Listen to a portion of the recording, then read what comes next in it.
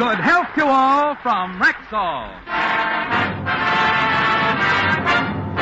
It's the Phil Harris Alice Faye Show, presented by the makers of Rexall drug products and 10,000 independent Rexall family druggists. Good evening. This is your Rexall family druggist with a welcome from all 10,000 of us. The 10,000 independent druggists who have made the word Rexall part of our own store names and placed the famous orange and blue Rexall sign on our windows. We've done that because we believe in the 2,000 or more drug products made by the Rexall Drug Company, and we confidently recommend them to our customers. One of the most famous of these products is Rexall Milk of Magnesia, the popular antacid laxative that's so pure, so exceptionally mild and free from unpleasant earthy taste, even a child can spot the difference.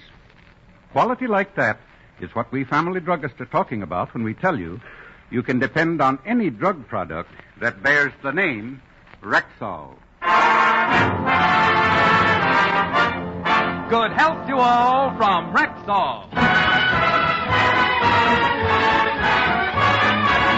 And now your Rexall family druggist brings you the Phil Harris Alice Faye Show, written by Ray Singer and Dick Chevrolet, with Elliot Lewis, Walter Tetley, Robert North, Janine Roos, Ann Whitfield, Walter Sharp and his music, yours truly, Bill Foreman, and starring Alice Faye and Phil Harris.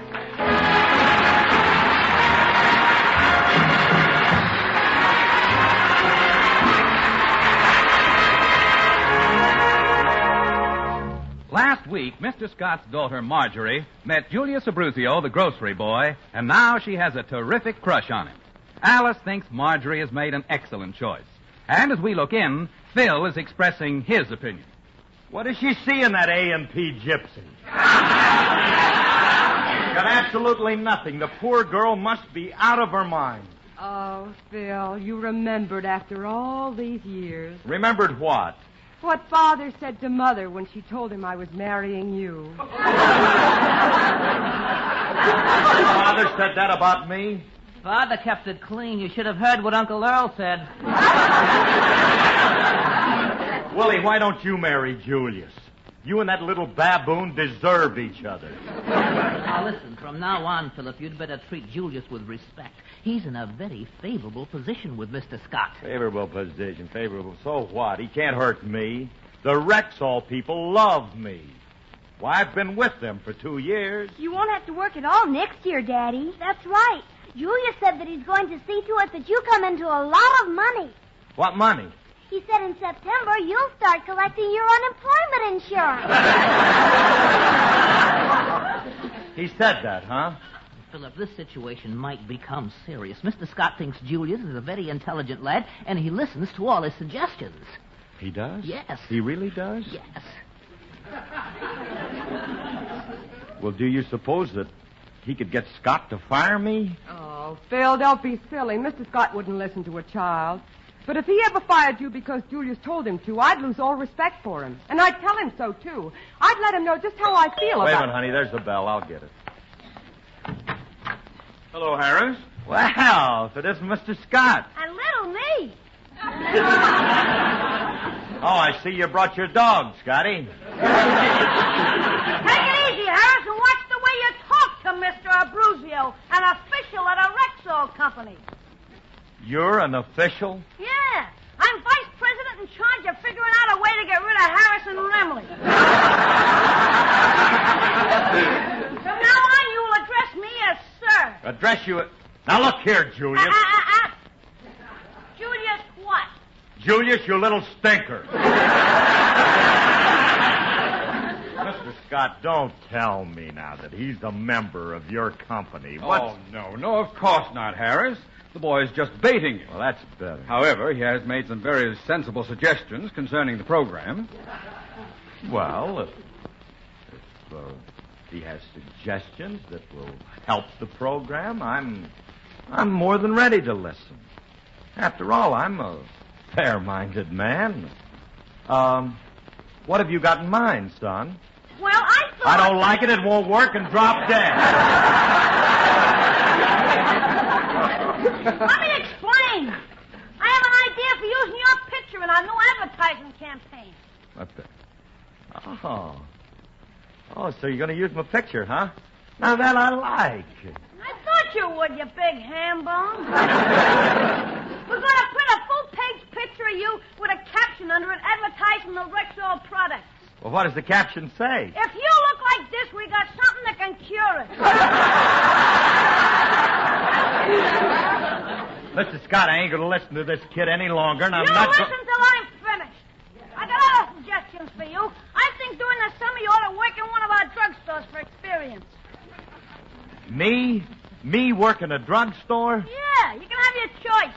We got stores all over the United States, Canada, England. Look, if you don't stop with these crazy suggestions, I'm going to... Quiet! Or I'll banish you to our store in outer Mongolia. Julius, please, don't be so... Do we have a store in Outer Mongolia? Sure. I just sent him a directive telling them to run a giant 1 yen sale.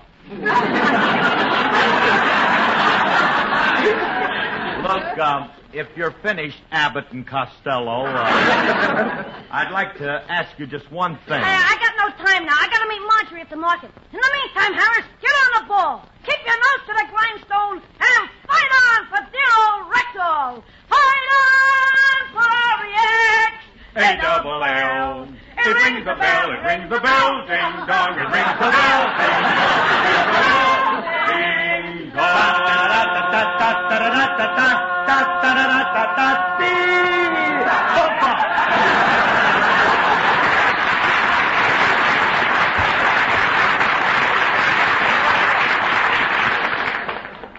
What wonderful lyrics. That arrangement ain't bad either. Well, I'll see you a little later at the board meeting. So long, C.S. Goodbye, J.A. That boy has a good mind. It absorbs things. So does a bar rag. Mr. Scott, are you going to let this kid run your business? He's not running my business, but he has come up with 2 good suggestions concerning you. One, that you and your orchestra rehearse 8 hours every day. And 2, that in the evenings you make personal appearances at our stores to help sales. Well, that only accounts for my days and evenings. At night, I can come over to your house and do a little of your ironing. How are you on pleated dress shirts? Look, Scott, I want to tell you just one thing. My contract calls for me to do a radio program, and that kid has no right to come in here and tell me how to do my job, Phil, who are you yelling at like...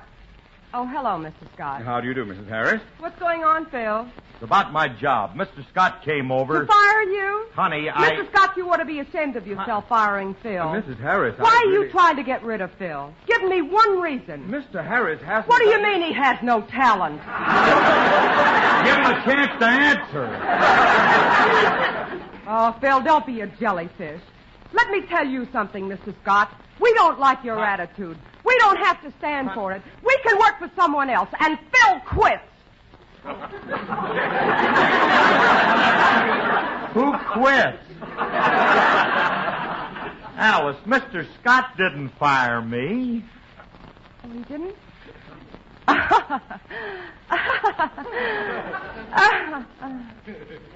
No, he didn't.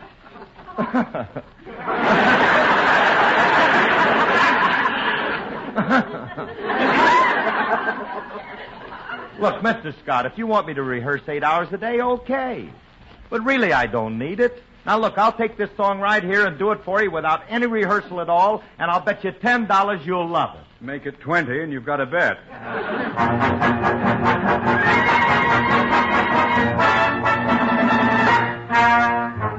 In my dreams I seem to hear a whistle thrill, like the whippoorwilling of the whippoorwill.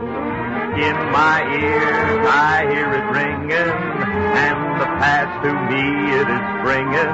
It reminds me of that dear old Mississippi, when I loaded cotton on that stern wheel ship. Roused about, knocked about, those were the happy days, there's no doubt. On the Mississippi, where those boats go puffing along. On the Mississippi, darkies all go dippy when they hear a little bit of ragtime melody. It seems I hear them singing, see them bucking, winging, to the banjos ringing. Woo, my heart is clinging to the Mississippi, dear old Mississippi. That's where I was born.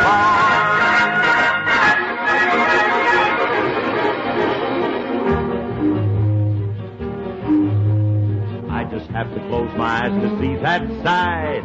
River all a-glistening in the bright moonlight. With my gal again I am strolling, and her eyes at me they are rolling. All along the levee see those darkies prance. Listen to the music, watch that shuffling dance. Lordy me, can't you see that there is only one place for me, and it's on old Mississippi, on that Mississippi where those boats go puffing along. On the Mississippi, darkies all go dippy when they hear a little bit of ragtime melody. It seems I hear them singing, see them bucking, winging, hear those banjos ringing. Woo, my heart is clinging to that Mississippi, dear old Mississippi. That's where I was born.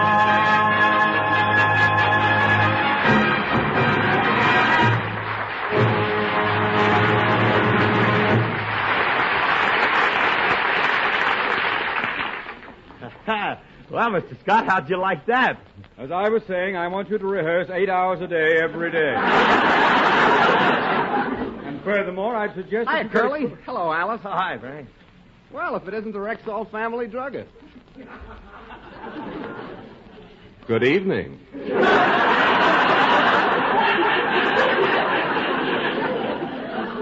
Hello, Remley. And how is the American tragedy feeling today? Mr. Scott, why is your attitude toward me so venomous? Why do you dislike me so? Why? Remley, I happen to be fortunate enough to hate you, and I am not going to question my luck. Mr. Scott, there's no room in this country for a word like hate. You should learn to be tolerant like I am. I don't get along with you, but I don't hate you. You don't? No. I just loathe you a little. Frankie, don't talk that way to Mr. Scott. Let him talk. Let him talk, Harris. The machinations of his minute mind intrigue me. What'd you say about my father? Remley, I'm glad you're here. From now on, I want you to work 8 hours a day, every day. What a ridiculous idea. You can't order me around, Scotty. I don't need you, and I don't need your job, and I'd quit except for one thing. What's that? I need your money. Remley, as long as you're working for me, you'll do as I say. Goodbye. Lovely person. I've had him for an hour.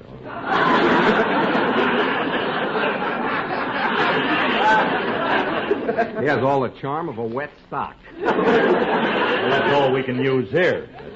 Hey, Curly, where did he get all these silly ideas about work? Oh, it's Julius's idea. Oh, Julius. That's right. Since he's been going with Scott's daughter, he's been doing his best to make it tough for us. Why, that little... And as long as he goes with Marjorie, he'll keep on trying to influence Mr. Scott. And I got news for you. He might even blow our jobs. We got to break up their romance. You said it. Well, let me see now. When two people are in love, what's the best way to break it up? Have them marry each other. What was that, Wonga? Now, wait. I didn't mean us, darling. We're different. Our love is eternal. And it grows stronger and stronger as time goes on, because our affinity is a thing of beauty and rapture. I didn't know you had that in you. You're no more surprised than I am. Hey, Curly, I think I know a way to break up Julius and Margie. Nothing scares a young guy quicker than when the girl first mentions marriage. True. Julius would drop Marjorie like a hot potato if she were to call him and start talking about their wedding. That's right. Right you are. But how are we going to get Marjorie to call him? She don't have to. All we have to do is get another girl to pretend she's Marjorie. Yeah. Yeah. Hey, look, we'll get a stooge to call. Some girl who... Alice.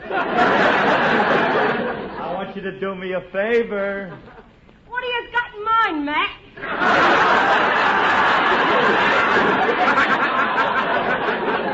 Stop talking like Julius. All I want you to do is to call Julius. I'm and when not calling anybody. I'm not going to interfere in any romance, and I don't think you should either. She never wants to cooperate. I don't know what to do with her. Have you ever tried beating her? Frankie, a gentleman doesn't strike a woman. It's crude, it's vulgar, and besides, if I ever tried it, she'd fracture me. Curly, I know what we can do. You call Julius. Disguise your voice. Tell him it's Marjorie. I'll get him on the phone for you. Hold it a minute, Remley. I don't sound like no dame. Oh, speaking of falsetto, tell him you got a cold. Anything. No, we got to do something. All right, give me the phone. Here. Hello, Encino Market. Julius speaking. Hello, Julia.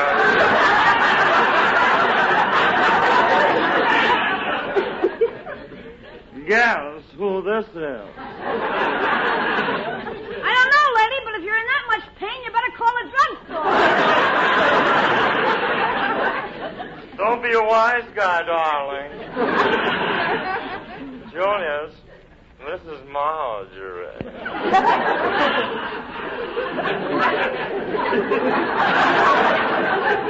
Oh, honey, you gotta stop smoking them nickel cigars.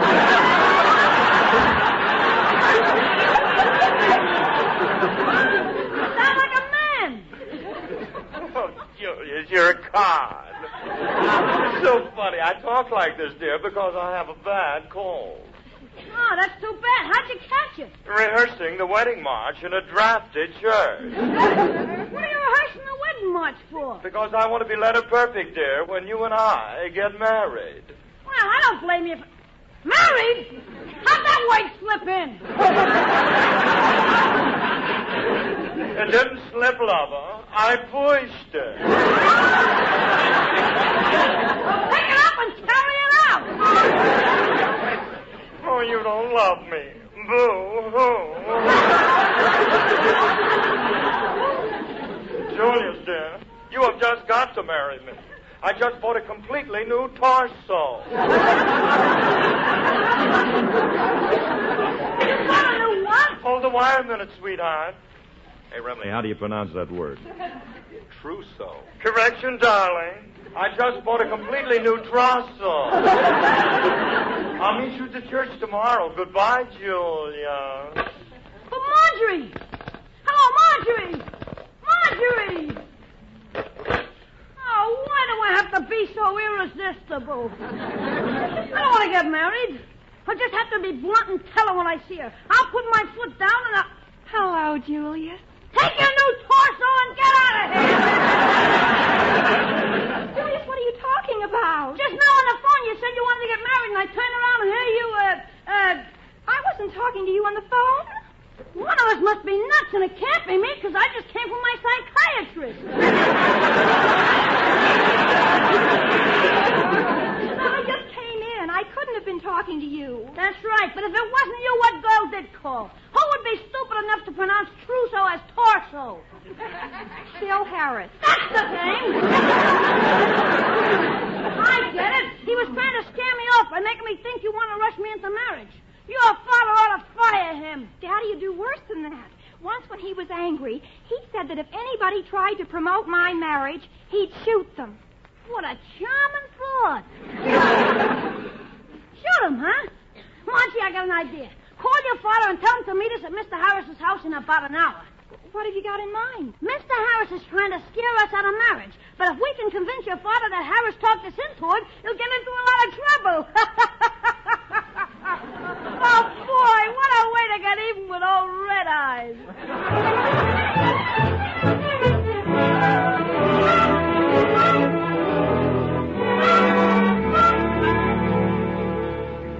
Hey, Remley.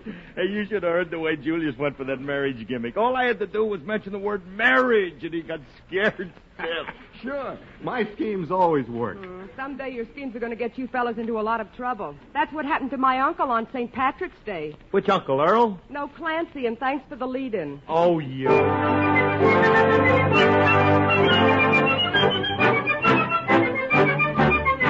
Now, Clancy was a peaceful man, if you know what I mean. The cops picked up the pieces after Clancy left the scene. He never looked for trouble, that's a fact you can assume. But nevertheless, when trouble would press, Clancy lowered the boom. Oh, the Clancy! Oh, the Clancy! Whenever they got his Irish up, Clancy lowered the boom. Boom, boom, boom, boom, boom, boom, boom. Now, old Eddie was a fighting man, and they all knew he was tough. He strutted round the neighborhood, shooting off his guff. He picked a fight with Clancy, then and there he sealed his doom. Before you could shout, "Oh, lady, look out!" Clancy lowered the boom. Oh, the Clancy! Oh, the Clancy! Whenever they got his Irish up, Clancy lowered the boom. Boom, boom, boom, boom, boom, boom, boom. Marooney walked into the bar and ordered up a round. He left his drink to telephone, and Clancy drank it down. Marooney said, "Who drunk me drink? I'll lay him in his tomb." Before you could pat the top of your hat, Clancy lowered the boom. Oh, the Clancy! Oh, the Clancy! Whenever they got his Irish up, Clancy lowered the boom. Boom, boom, boom, boom, boom, boom. Now the neighbors all turned out for cable grade his wedding night. McDougal said, "Let's have some fun. I think I'll start a fight." He wrecked the hall, then kissed the bride and pulverized the broom. Then quick as the wind, before you could think, Clancy lowered the boom. Oh, that Clancy! Oh, that Clancy! Whenever they got his Irish up, Clancy lowered the boom. Boom, boom, boom, boom, boom, boom, boom. Clancy lowered the boom. Come back and lay hands to you.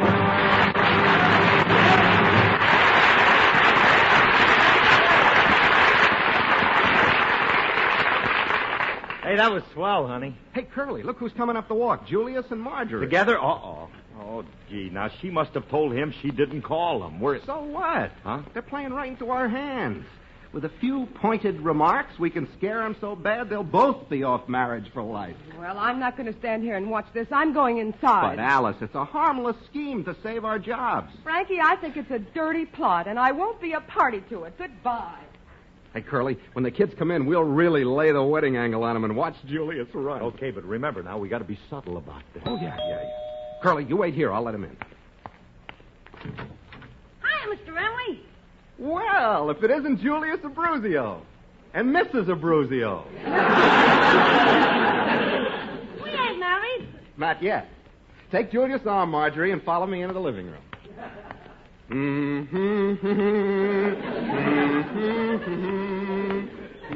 Hello, Mr. Harris. Dearly beloved, we are gathered here. I now pronounce you man and wife. That will be $2, please. Wait a minute. Train leaving on track 2 for Niagara Falls. Board. I don't want to go Niagara Boat Falls. sailing for honeymoon cruise to Bermuda. All ashore who's going ashore. Stop this. I ain't getting married. That's what you think. Come here, kid. Look, kid, this girl has got her hooks into you. She wants to get married right away. She does? Yeah.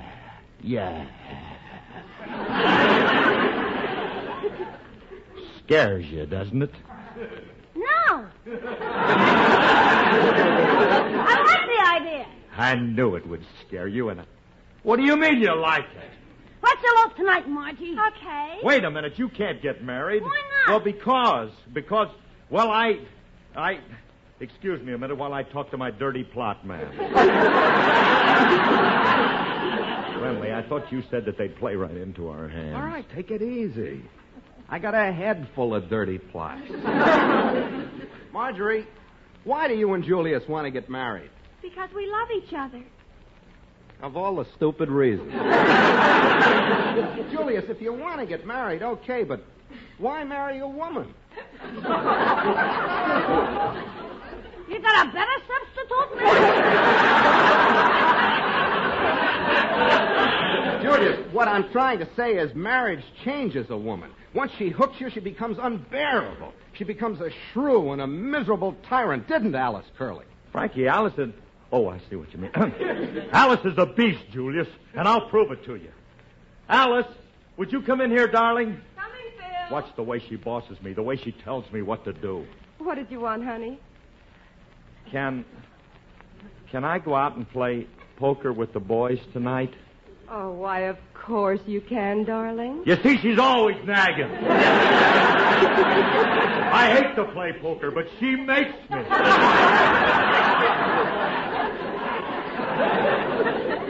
You asked me if you could go out tonight, and I think you should go out with the boys.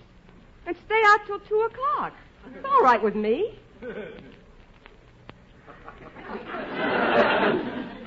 Who are you expecting?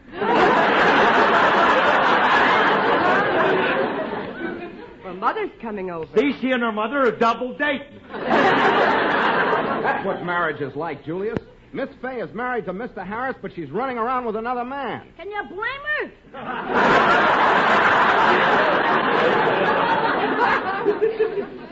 No. But look, Julius. Thank you, Mr. Harris suggested that we get married and we're going to go through with it. But we got to pledge you all to secrecy. Well, why? Because Mr. Scott said he'd shoot anybody who promoted his daughter's marriage. And seeing as how Mr. Harris suggested this, he... Julius, wait a minute. I didn't mean to. Don't worry. How's he going to know? Where would you find anybody nasty enough to tell Mr. Scott? Tell me what? That Mr. Harris talked me and Marjorie into getting married. Married? Julius, you told him. Yeah, I guess we found somebody nasty enough. Harris, how could you do a thing like this to my young child? Now, wait a minute, Mr. Scott. I can explain everything. I don't want your explanation. Trying to marry off my daughter, you marriage broker, you. I ought to... Stop talking, Pop. There's your target. Start shooting. Where's my gun bearer? I'll use 00 bird shot.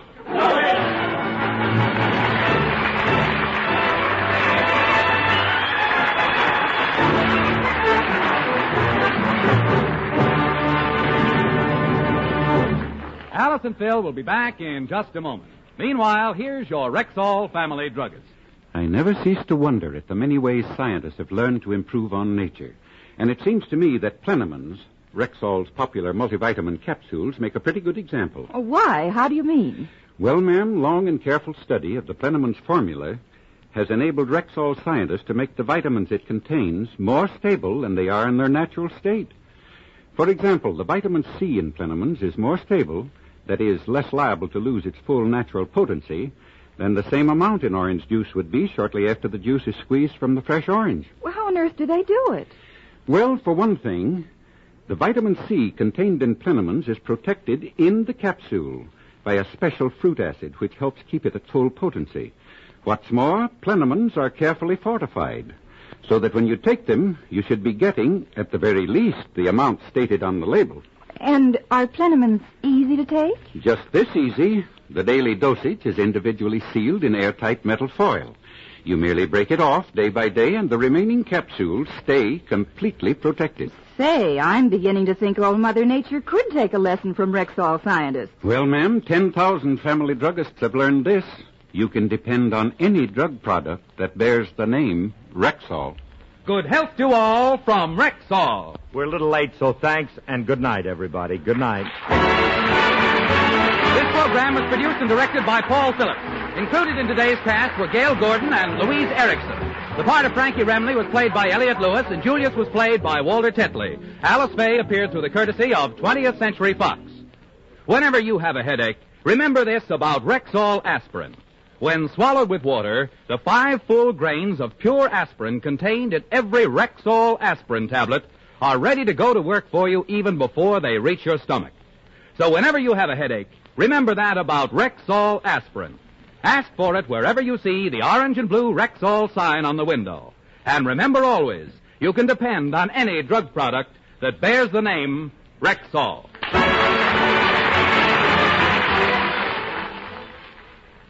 Next, here's Sam Spade, then Elizabeth Taylor and Theater Guild on NBC.